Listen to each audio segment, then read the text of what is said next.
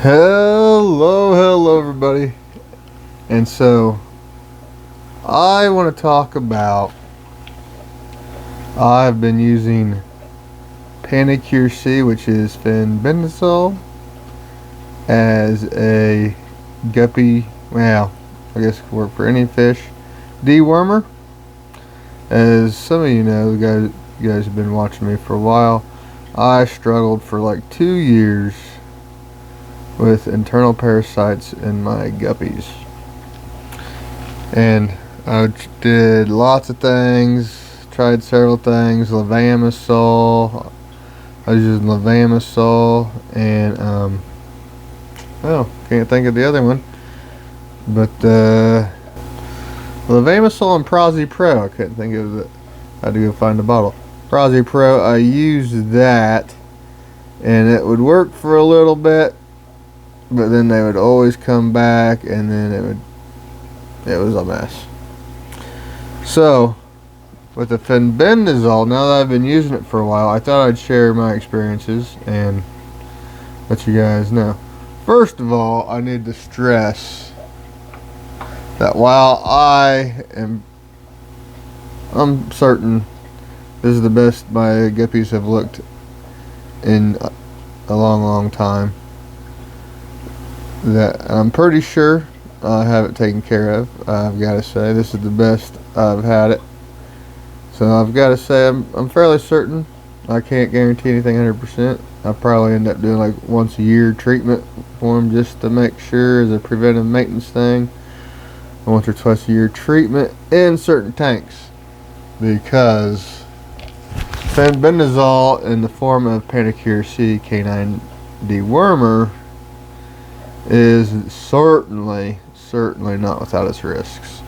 I know some people say they use medicated food, but I've never had any luck. I've tried all kinds of medicated foods. I spent hundreds of dollars on medicated foods trying them out, and they never done anything, because a lot of times the sickest fish won't even eat, and so therein lies the problem, is you're not sure who's eating what's going on. So I have much better success just treating the entire water column. So with that being said, my guppies are the healthiest I've ever seen them. They're doing awesome. No more clamp fins, no more weird not eating, no wasting. I mean, you still get the odd sick guppy here and there, but I don't think it's because of internal parasites. So it does work. It's the best dewormer I have found, but there are some very much needed caution that I have found. So something I've discovered, and despite popular belief, now I know my water is pretty hard, high pH, lots of minerals, and so everyone may not have the same experience. So this is, I gotta stress this point as well. This is only my experience with the fish I keep in my water. This is no scientific survey down here. I'm just sharing what has happened in my particular water. So this tank is now another panda guppy tank, as you can see. But it used to have hundreds of shrimp. I don't know if there's a single shrimp left in here now. Most people say it's shrimp safe. In my case, it is not. And even when the shrimp live through, that I have any shrimp that have been exposed have either died, lots die, and then some, even the ones who live, they just quit breeding. Seems to be the case for me. Now, like I said, again, I can't say you'll have the same experience because, as you'll see here later in this video, I don't have the same experiences going from tank to tank with the same water, same basic kind of setup. I don't have the same experience. Now, like this tank, it's been hit hard. It has some long fin lemon bristlenose plecos, and there are even baby plecos in here that they're hiding right now. There's not a whole lot of them, but I've seen some baby long fin lemon blue eye bristlenose plecos, and so those plecos seem completely unaffected. Speaking of plecos, my baby long fin green dragons, I think they have spawned again, because look what we have there. I think they've spawned again. So, alright, back to Fenbendazole. I just saw that, and I hadn't got them on video in a long time. So, tank to tank, it varies. So, all the shrimp in here are gone. Yeah, I say that. This was like a backup green jade tank that I never really paid attention to, so the shrimp quality weren't that bad, or wasn't that good. So I didn't really lose too much sleep over losing these shrimp. And all these guppy tanks used to have hundreds and hundreds of shrimp. They've been nuked time and time again. It's been Fenbendazole. Zoe, what are you doing? And there might be a few shrimp left in some of them, but there's not that many. It's unfortunate. So in my experience, in my hard water, it definitely kills shrimp. Now, I talked about not bothering these plecos. I've had a few tanks where after treating I had a couple of the common brown bristlenose plecos die. But it's really hit and miss. But let me tell you one thing. I've tried putting my super red long fins in a couple of different guppy tanks, and every single tank I've treated with a super red bristlenose pleco, the pleco has died 100%.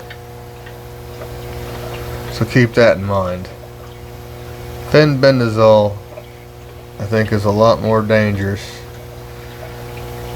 It's a lot more problematic than a lot of people say online, at least in my water.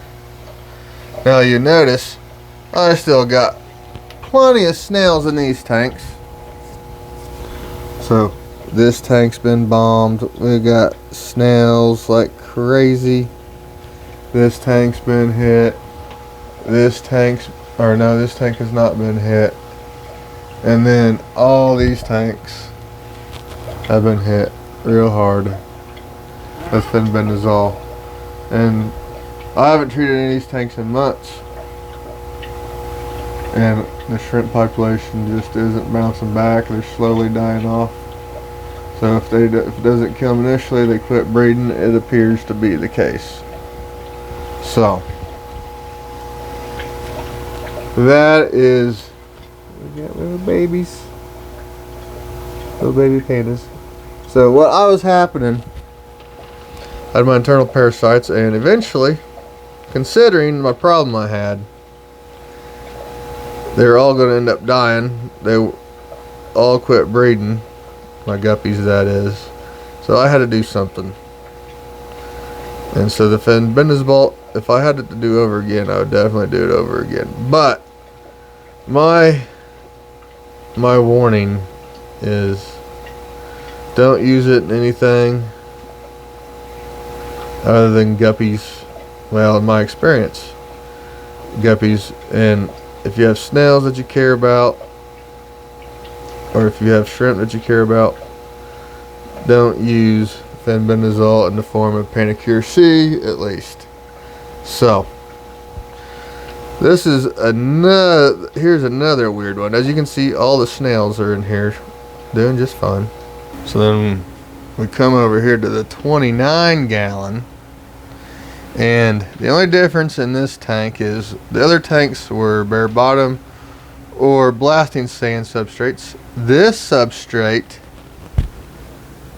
is eco-complete. And there is not a single snail in existence in this tank. And you know my tanks are completely overran with snails. Well, if you're new, you don't know that, but any of you guys have been watching my videos knows that my tanks are completely overran with snails.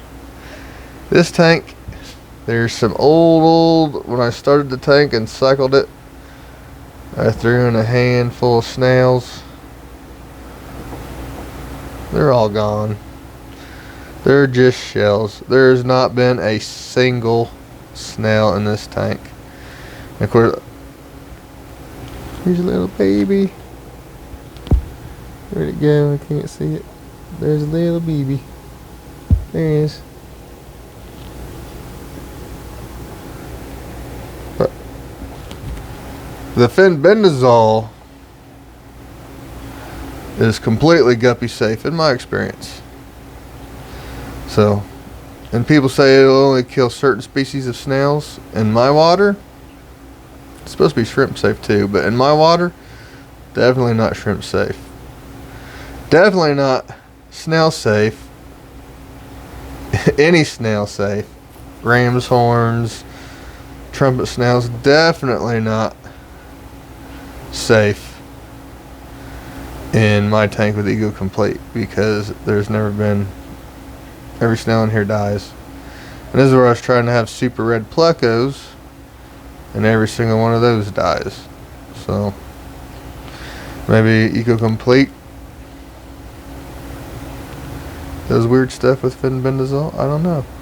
But again, in the end, if you want to have guppies, and that's the main thing you're concerned about, is the guppies, and you don't mind losing, if there's shrimp in there, you don't mind killing them. There's some snails in there, you don't mind killing them. There's some plecos in there, you don't mind killing them. Then Fenbendazole is the best dewormer, the strongest dewormer I've found, and does an amazing job. Now,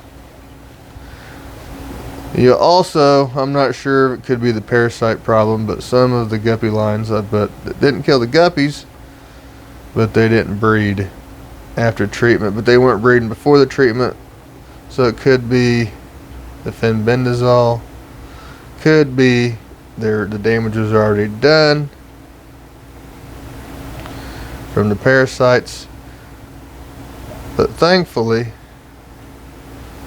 I'm almost I don't want to say I'm parasite free, but I'm as good as I can get. I do everything in my power to make sure of that. So I recommend it, but with the utmost caution. So I know, I think the last couple of weeks, last month or so, I've been getting a lot of people watching and commenting on that Fenbendazole video I made when I first started trying it out. And here it is. I think it was in fall maybe when I was doing that, when I first trying Fenbendazole. May, fall, winter. And so here it is over 6 months later. And success with caution. That's for sure. Don't just dump it willy-nilly in your tanks. You need to exercise extreme caution when you use Fenbendazole. So, just a little word of advice. Thank you guys for watching. Bye.